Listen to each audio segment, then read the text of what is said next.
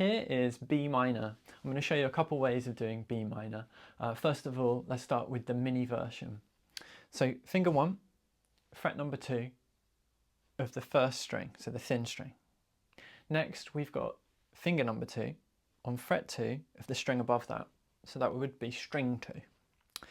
Next I like to go with my pinky finger, my 4th finger, on the string above, fret number 4, and that leaves my 3rd finger to go on the string above, fret number 4, so that's string 4.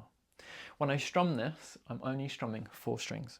I call that B minor mini version.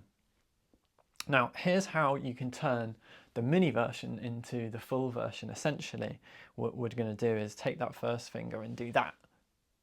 But let's take it right from the beginning. I'll show you how this works. Your first finger is going to cover or bar. I would aim for 5 strings, but it's not wrong if you go 6 strings. But let's say we'll aim for 5 strings here. And then next, finger 2, we're going to go fret 2 of the 2nd string. So string 1, string 2.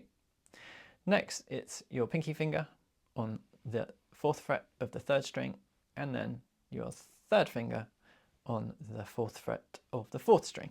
Aim to strum 5, because our bass note, so the thickest note that we play, is the name of the chord. That's a B note. That's the most technically correct. It's not wrong if we go a full 6-string strum. It technically changes the name of the chord, but don't get bogged down in all of that. As long as it's sounding kind of good, you're okay. So 2 versions of B minor there. Good luck with that.